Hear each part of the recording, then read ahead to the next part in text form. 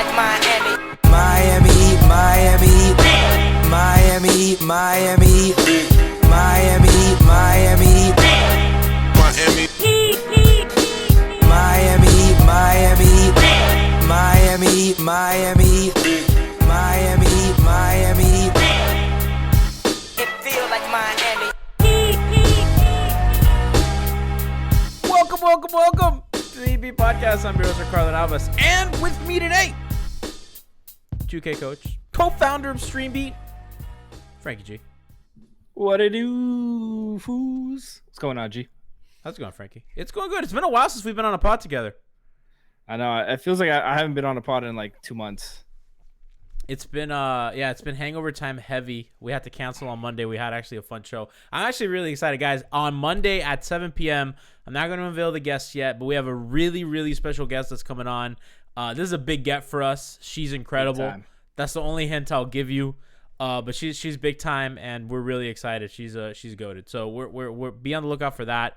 7 p.m. on Monday. I believe there's a programming change. I believe there's a Hangover Time tomorrow at 7 after the game, not tonight, not Friday night. So just a bit of a programming note. We'll update you on our Twitter page at MIAHeatBeat. You can follow me at GNavas103. You can follow Franky at FrankyG_ to kind of find us on social media. Listen, let's have a good time over there. Also on Instagram at MIAHeatBeat. Shout out to the YouTube audience. We love you. And I know I got to give my crab photographer in chat said asking Nicole Moss finally. Maybe, who knows? I'm not unveiling who it is. It's somebody good. So lots of fun stuff. Shout out to the YouTube audience. You guys have been great, keeping us strong in the off season. Shout out to our patrons at patreon.com/MiamiHeatBeat. Shout out to the Twitch audience that's in chat right now. We love you guys. You keep it fun and exciting. And today we're gonna vibe a little bit. Today's a bit of a vibe day. There's not a lot that we have planned. So that's these are kind of like my favorite shows. You know what I mean? Like, these are not. We're going to talk a little bit of Colin Sexton, and we'll kind of wander around. We'll wander around the league. We'll see what chat wants to talk about. Franky, we haven't talked about this yet. The rumor. So I've talked to some friends in the league, right? And I'm pretty proud that I could say I have friends in the league. It's a cool thing for me to say.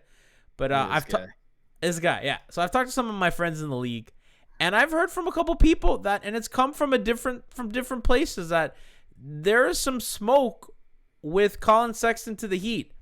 Now, whether that means it's going to happen or not, I don't know, but there is smoke.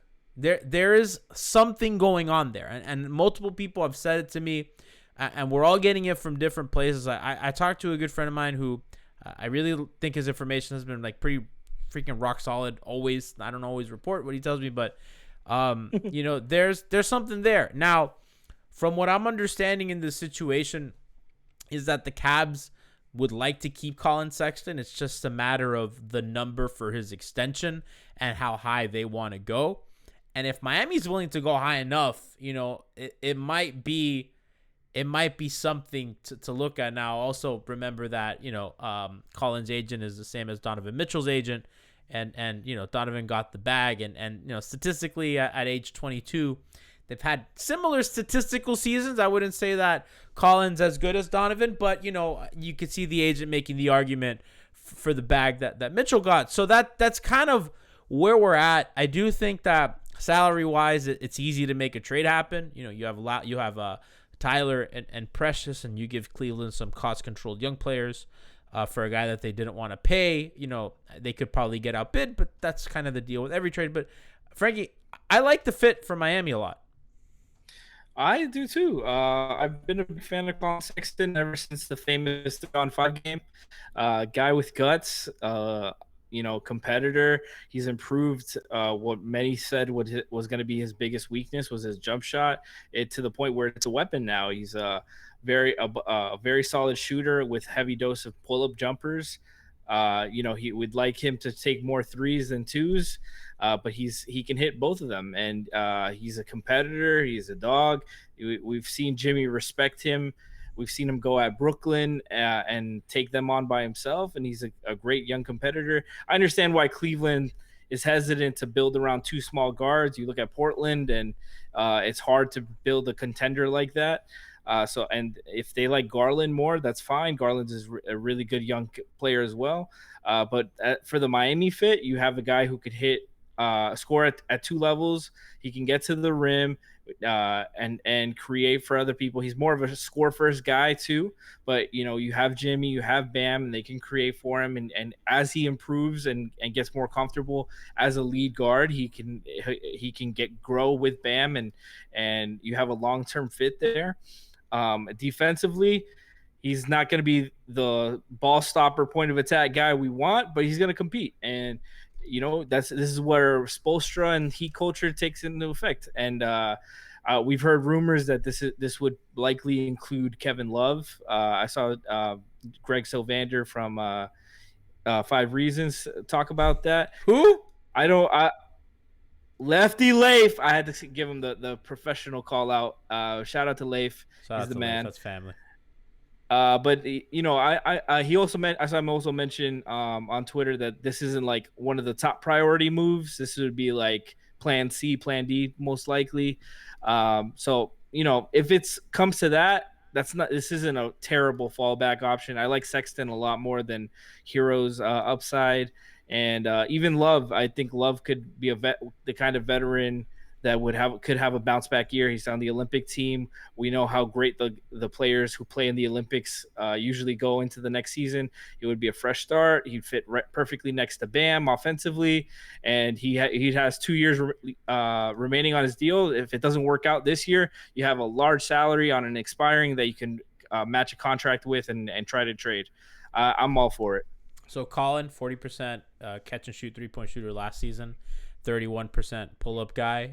So the pull-up's not really there, but it's at least a number that you can see hopefully going up. The catch and shoot's interesting because you could play him off ball. You can have Jimmy kind of be a creator. You can have other things going around him. I think Colin has a lot of zip. He's a good guy finishing at the rim. Good athlete. Good athlete. They don't have Frankie. They don't have that. No, it's a disservice Bam to and Bam. That's Bam and sucks. that's it, man. It's terrible. They all their young guys are slow, which is ridiculous.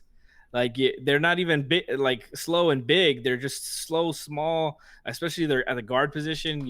None has some athleticism, but of course, you don't know if he's coming back.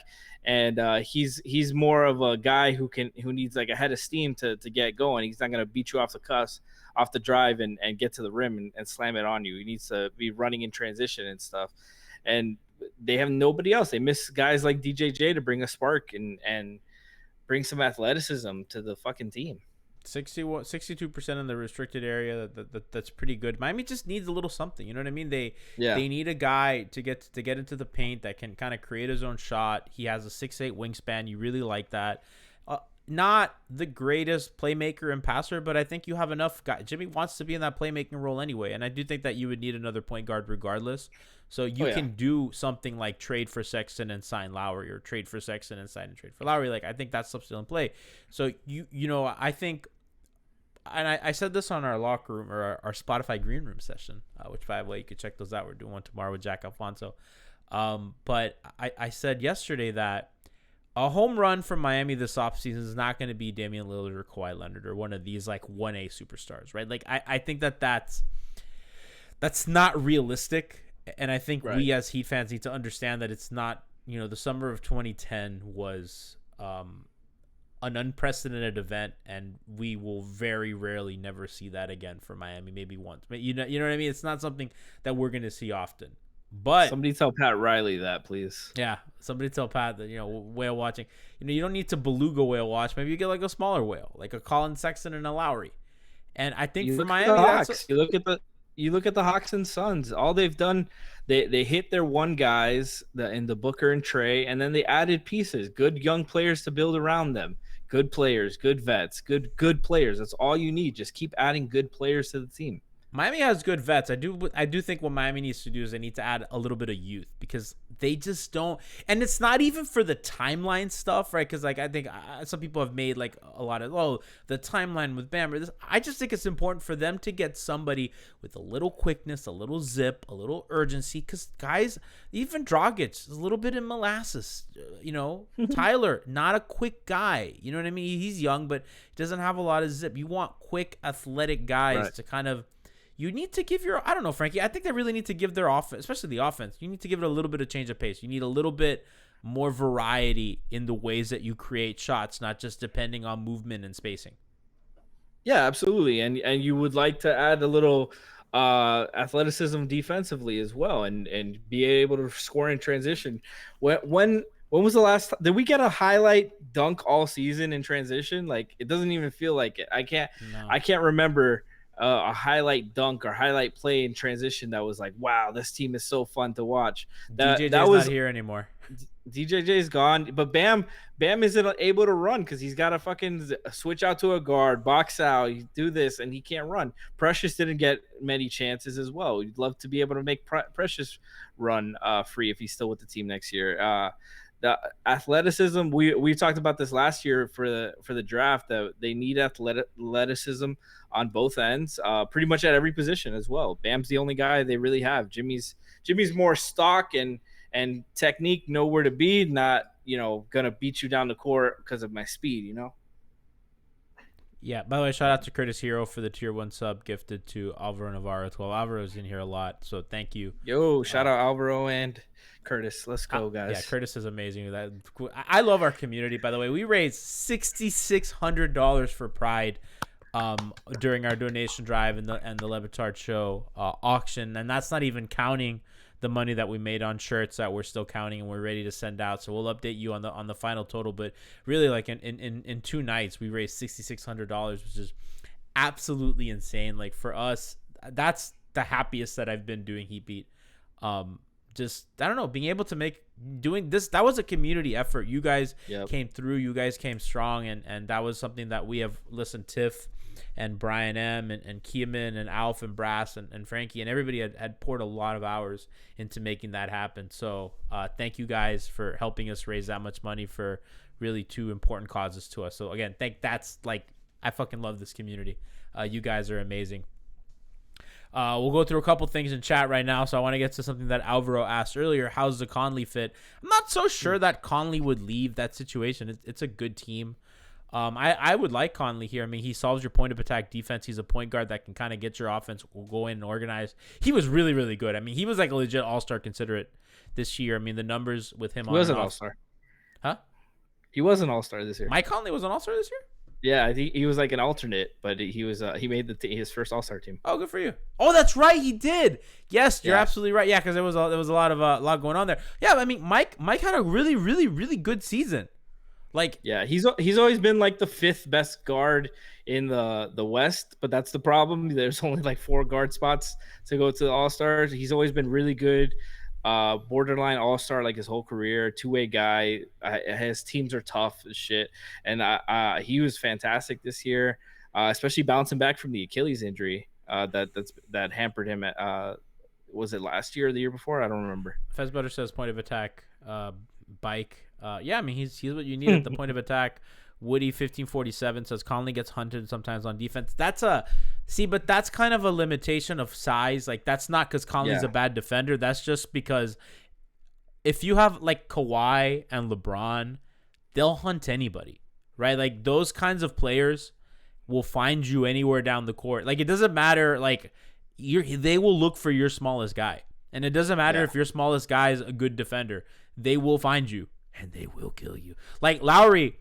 And that's why, like, I like Lowry because he's a guy that just isn't hunted just because he's so strong, right? Like, and in a way, Harden isn't hunted that way either because Harden's really strong, right? You just want to run Harden through screen actions, but, like, he's not, like, being picked out of an ISO and attacked, right? Like, that's more guys like Curry and even Conley who's skinnier or whatever. So I would love Conley. He would be, my second choice. I'd prefer Lowry just because I think Lowry gives you a little bit more on offense, and I think on defense he just fits him a little bit better especially because Conley does get in the passing lanes really well, and Miami does love to kind of it helps grease their offense a bit too. So he's really good. I saw Curtis Hero says Clutch Adams saying that the prospective offer was Precious Hero, Iguodala for Love and Sexton. I actually talked with Adam yesterday, and we kind of heard the same things. So we're getting that information from two different people, which I thought was interesting because Adam was getting his information from someone and I was getting it from somebody else. So I don't know if Miami does that. I do think that kind of makes their cap sheet a couple years down the line complicated with Bam's extension. Jimmy's also kind of his money's going up and they're going to extend him. Clutch Adam. Oh, Adam's in chat. What's up, Adam? He says 6-man Sexton with Duncan starting with Lowry. Why can't? Yeah, I guess. I mean, I think you want to bring. See, like if you bring in Collin, I think it's to start him, but then you're paying Duncan to come off the bench. That makes it kind of complicated, right? Like if they keep Duncan and they add Lowry, right? So you could. I mean, I don't know, Frankie. What would you do in that situation? Let's say that hypothetical that you have Colin Sexton, Duncan Robinson, and Kyle Lowry. What are you doing? Because you can't play Jimmy at the 4. You can't start Jimmy at the 4. I don't like that. No. So I think that's out of the question. And I think you want to play Duncan at the 2. Right. That's tough, man, because Sexton is proven already. Average 24 per game last season on good efficiency. So with Lowry, Jimmy, and Bam, you have a really good core of defensively, and you expect Love to be a little bit better with a contender as opposed to what he's been doing in Cleveland. I'd probably start Sexton first to try it out, and then you can always go to him off the bench and try that. But and it also depends on Goran. It also depends on if you're bringing Goran back. If they bring Dragic back, it's an off the bench role, and it's not even a question. No, but that's what I mean. Like if you have to trade Goran for any reason, if you have to include him for salary or whatever, he's gone in another move, then I'd probably move Sexton off the bench for sure to have that lead guy off the bench to handle the offense and hey Sexton, get your numbers off the bench. But I think Dragic with Sexton works too, especially off the bench. He'll just tear up second units, and you want Colin to be an off guard, right? And Dragic is a score for his point guard, but he could still kind of help you. He can organize a second unit. No, for sure. And Goran's comfortable playing off the ball too, so you can give it to him, can get him looks and stuff. 6-man Sexton does sound good. Woody 5047. I actually like the name of that. 6-man Sexton. Sexy 6-man. Sexy 6-man. If they get Love, that's an easy kind of plug and play at the 4 with Bam. I know that I always kind of clamor them to go smaller, but I think you start Love with space Bam, at the floor. Jimmy. Yeah, and you go from there. And if it's not a playoff lineup that you like, you can make the switch. It will eat regular season minutes, which I think is important. And I think you can go with some Love at the 5. When Bam sits, and I think that's good. You kind of have this 3-headed center monster in Dedmon, Love, and Bam. And in certain matchups, you can have Love guard the center as well. That Brooklyn, not Brooklyn, Milwaukee. You can definitely have Kevin Love guarding Brook Lopez and not bother you as much, and then have Bam on Giannis and switch it up and stuff.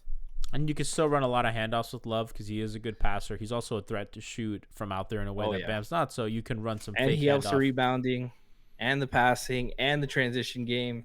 He will force him into drop.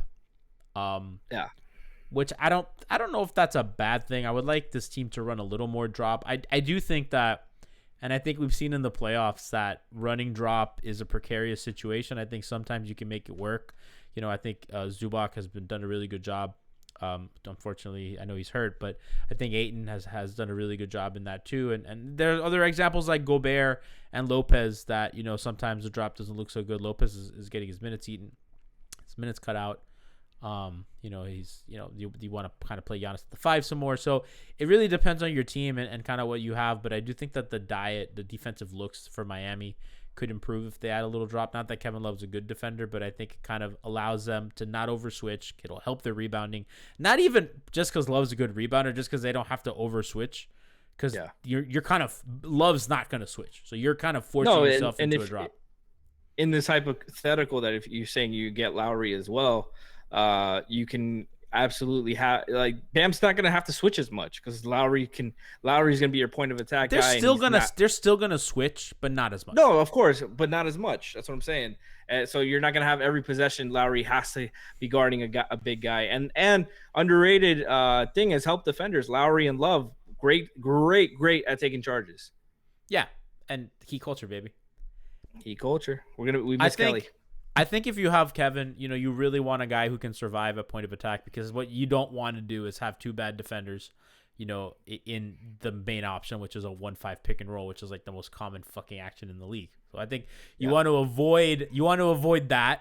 You want to have somebody competent in the backcourt that can stay in front of somebody, and you want to give Love a chance and drop. And I think Franky, I'm curious what you think about this. And I've been wanting to talk about the Nikias about this for a while.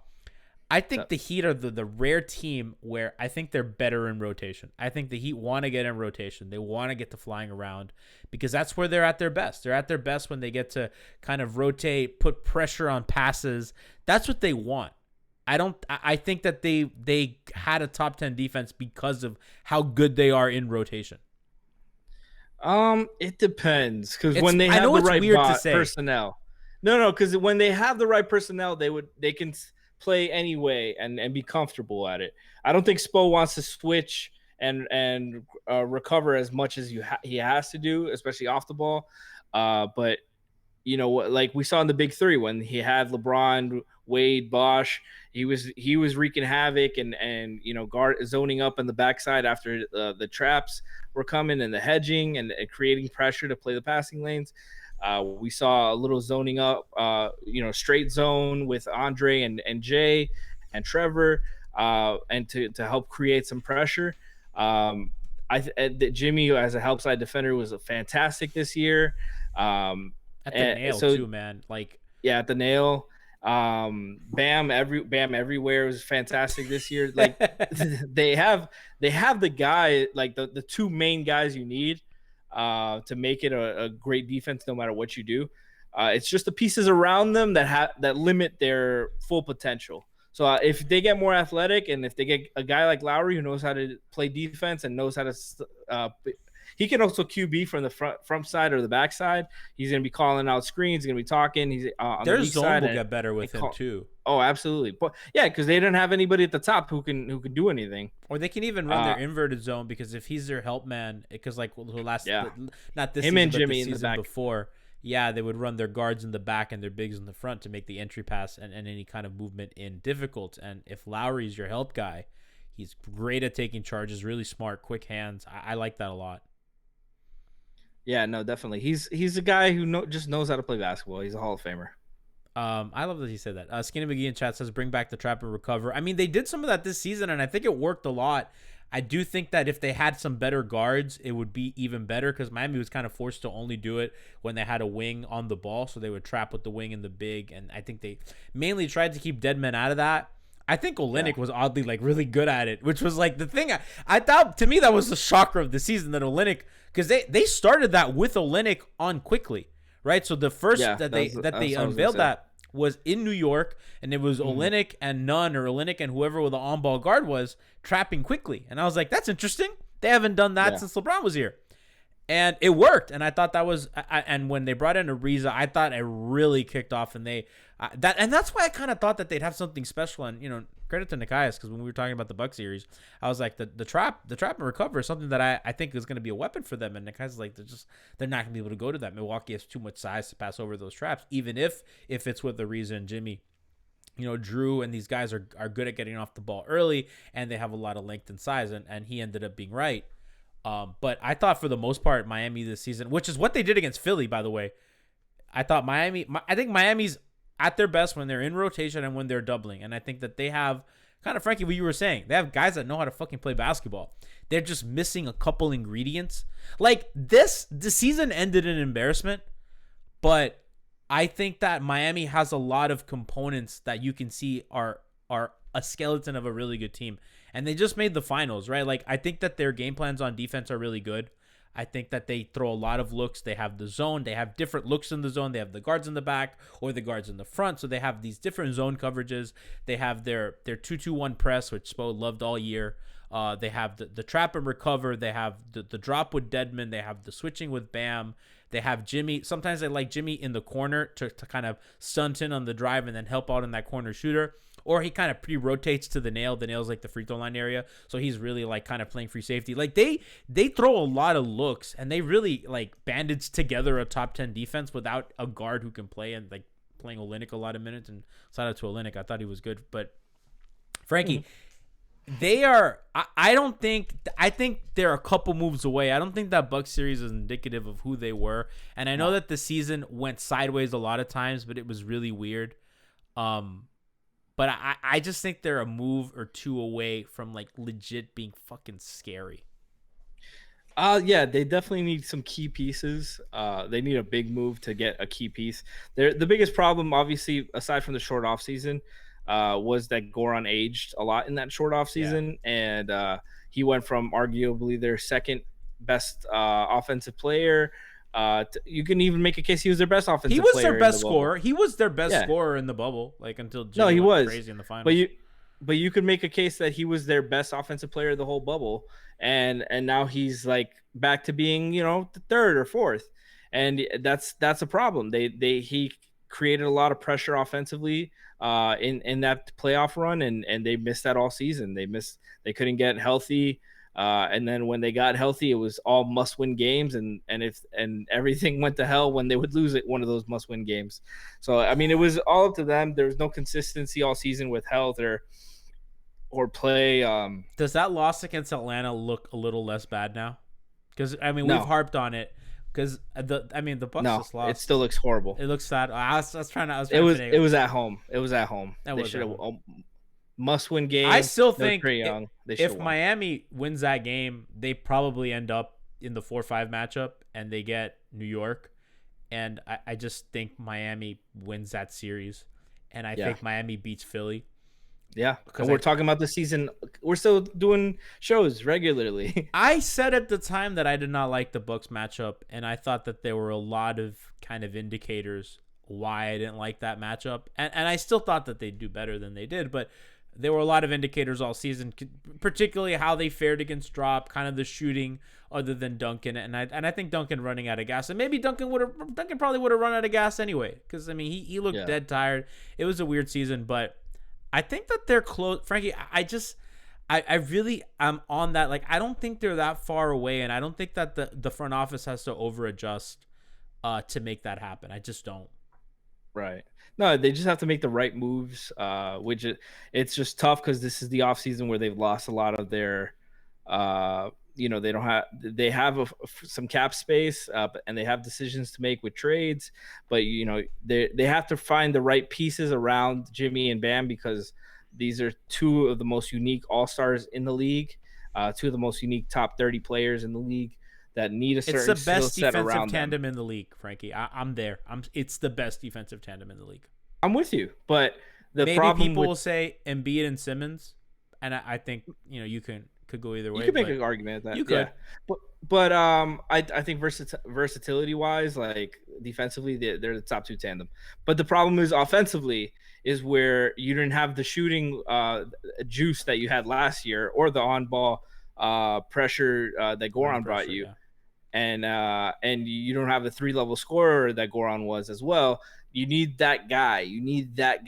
Whether it's Sexton, whether it's the dream of Lillard, whether it's Lowry. You need guys like that can help put this team together and kind of recreate some of that 2020 magic. I like what Schmied and Smolnik in chat said. He goes, this season ended perfectly because it's going to force the front office to make some changes. And I agree. And I kind of want to use that to transition to some talk about the front office. By the way, some people in chat are talking about their T-shirt shipments. DM the Heat Beat account. I know that some of the shirts, and particularly the white shirts, are on back order. I know that a couple people have DM'd us. If you want an update on your order, send at MIA Heat Beat on Twitter a DM, and we'll kind of help you out and get that in order for you, and anything else that you have a question of. The Heat front office. So Shane Battier, he was kind of linked to the Utah job, and I know that his relationship with Dwayne is good. And Frankie, and I said this on Twitter, and I want to say it here on a more public platform. I just don't think it's a big deal. And I said it on Hangover Time last night, so I'm really regurgitating the same take for a third time. I don't think it's a big deal when people leave the front office or leave the team. I think that you have to understand that there is little upward momentum in this organization. And that's not a bad thing. It's not a bad thing that the top of this organization has been set for a long time. That's the kind of stability that you want in an organization. Like Eric and Pat and Andy and Nick and Mickey and that brain trust is why that's what matters, right? So it's going to be hard to break into that echelon of decision makers. And I think that led part of the reason why Dwayne chose Utah over Miami for ownership, which, by the way, I don't think it's that difficult to sell your ownership stake in a team and do something else. I mean, Jay-Z did it. Jay-Z was the owner of the Nets, sold his fucking ownership stake and is now, started a sports agency. So it's not like Dwayne is tethered to Utah for the rest of his life, right? It's a minority stake, whatever that is. And I'm sure that'll sell. So to the point with Shane, it's like just because a guy leaves or just because Fizdale or Dan Craig or all these people leave, it's because like they know like, okay, well, like Fizzy and Dan Craig are like, well, I'm never going to get this head coaching job because Eric's still young, right? And the day that Eric does decide to leave, that the front office job, it will be his if he wants it. And Pat doesn't seem like he's ready to go. And Nick and Andy are still there. So like I don't blame like Shane for like wanting to go. That's not a bad thing. That just means that Shane has like his homie called him up and he's like, hey dude, I know that you have a good job, but like, hey, we're offering you this. Like it's kind of a promotion. You're probably not gonna get that there for a while. That doesn't mean that the organization is bad. It just means that like, hey, there's not a lot of job opportunity and some people are gonna leave. Yeah, we talked about this in chat. It's like real world. Like people leave jobs all the time because there's no room for growth. It's a stagnant role, stagnant title, and like you said, a lot of the guys at the top of the organization, Pat, Nick, Spo, those guys are locked in. Those guys, Andy as well. Those guys are locked into those roles, and Zoe as well, and his VP role. I forgot exact title. But those guys have all been there for a long ass time, and they don't look like they're going anywhere. For Shane to want to be have more responsibility and a bigger role, that's or more, even just more say, that's on him. He can do whatever he wants and make his own decision. My only concern is with the stagnant role, with a stagnant front office, is that some of these problems that we've seen over the years with the mishandling of contracts and draft picks and coming up short and not having anything to trade and no draft picks to utilize with this great scouting department, that's where my issues come in. That you keep selling all these picks, giving out these bad contracts, and you have the same guys. There's no accountability for it because we're all bringing it back. We're all running it back.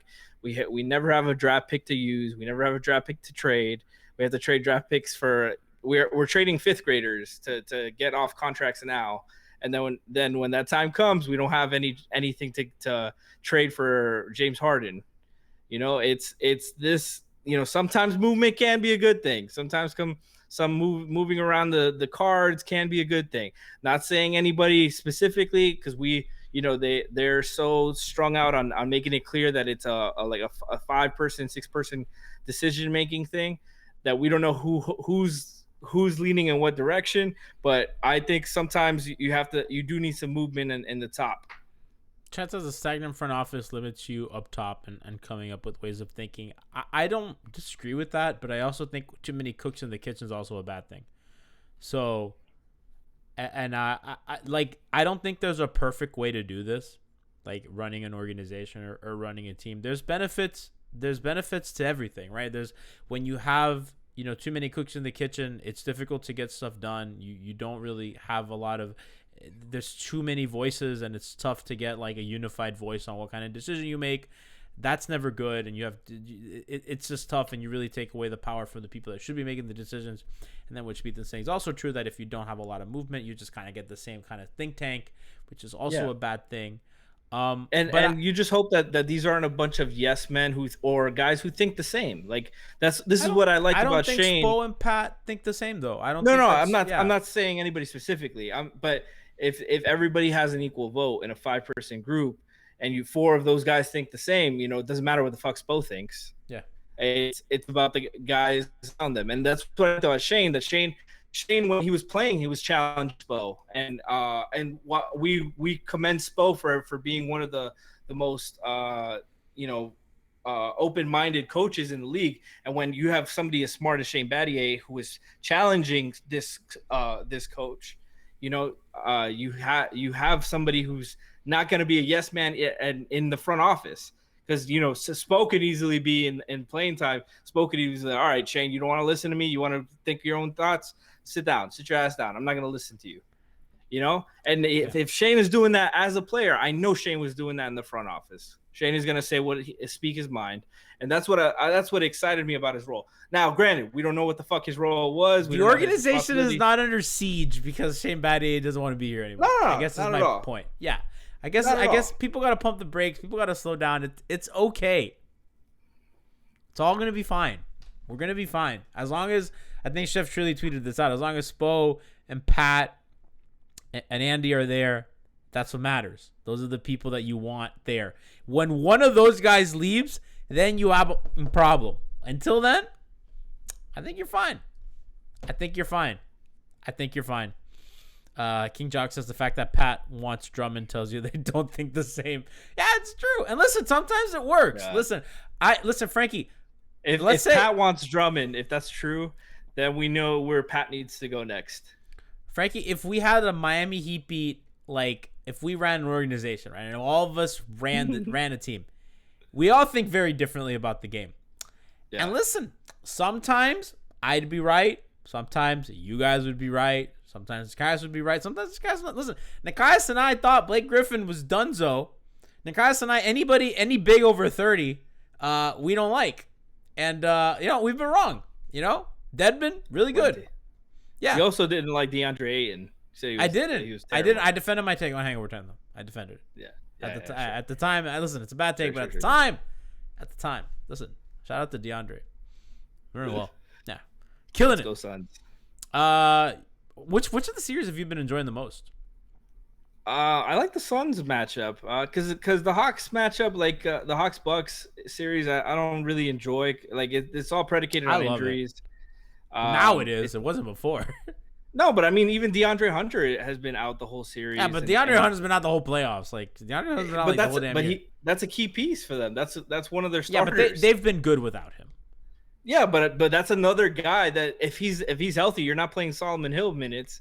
And Solomon, I'm sorry, love Solomon Hill. Excuse me, but he's been terrible in this series. Am I gonna have to mute you? His numbers have been absolutely awful. And that's right. It's Mr. Deadman. I'm so sorry. Yeah, but the Phoenix Clippers series has been a toss up. You know, I want Chris Paul to get that ring.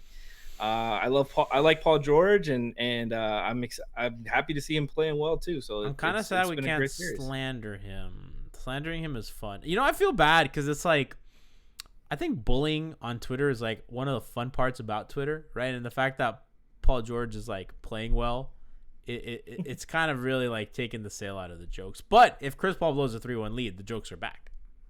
No, my heart will. No, break. It's Joke Central. I'm here for jokes. I want Justice Winslow back. Chad has turned on you, Justice Frankie. Better again. Chad has turned on you. For what? For the solo slander. It's our guy. There's no solo slander, but they could make the finals. Man. We could have a back-to-back Solomon Hill finals appearances. We're there. I mean, Giannis, thankfully, there's no structural damage to the ligaments. That's great news. But you know, his timetable is unclear right now, and man. I mean, could you imagine? You're Milwaukee. You get this generational talent. You get this guy who's gonna run the fucking league, and for 2 straight playoffs, he gets hurt. It's insane. Man, I mean, last season was barely like. But still, I mean, he did get hurt. I mean, he did get hurt, but it was the series was over. The series was over. Yeah, Miami had already won that series, but it's just. You know, your guy it's great. Like you think Kawhi watches that and says, I'm not going back. Straight. PG, you got it? PG, you good? Man. Do you think Paul George wants Kawhi to come back, or do you think Paul George secretly doesn't? No, if you can guarantee Paul George can do it like without him, like Paul George wants this for no, his like right now, legacy. like I don't give you the guarantee. Like maybe they lose tonight. Like if I tell Paul George right now, Paul, you have a choice. Kawhi can come back or not. I low-key think that Paul George may like it better this way. Yeah, I think so too. He's having fun. He does get all the blame, but he would get all the blame anyway because Kawhi doesn't catch any slander. It's amazing. Kawhi is slander-proof. Was awful last year. Kawhi was awful in that 3-1 deficit. Yeah. Game 7, he was horrendous. No slander. No slander. Slander-free. We never talk about. Everybody says the fucking Heat got lucky in 2013. We never give Kawhi any blame for fucking choking on those free throws. Nah, but he was young. He wasn't. I don't give a shit. I don't give a fuck. He was 22. No. It was Kawhi is a monster. He's matching up with LeBron James. I'll never forget. This is his league.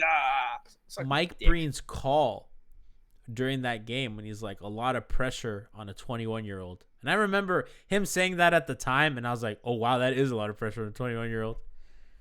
Schmieden says, did you see Barry's article saying a Heat player questioned why they traded Depot for Kelly? Listen, I did. I asked that. Did Barry quote me, baby? I was on here. I was out ahead of that take. I was the first one on that take. I was like, can they afford to lose Kelly Olynyk? My column.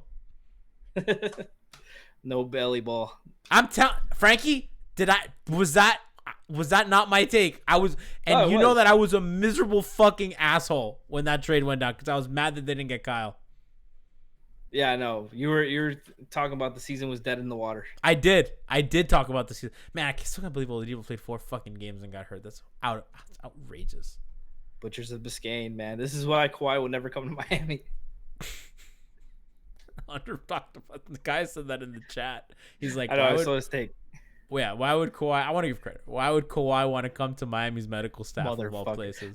This motherfucker. I want to give credit to Nikias. Well, when he steals one of our takes, he just takes it. That's it. Nikias or me? No, you. Oh, all the time, baby. Fucking. Oh God. You're the That's worst. What I do. Huh? This is what when you were talking about like if all of us had like our own organization and make our decision. I thought you were gonna say like if we all collectively made decisions together, like things would be different, But no, G would vote whatever Alf says because he's terrified of Alf. Even though I'm Alf's employee, I work for Alf. The boss man has no gonads in these decisions. This is whatever Alf says. He's like, okay, yes, Mr. 954. Yes, Mr. Sydney.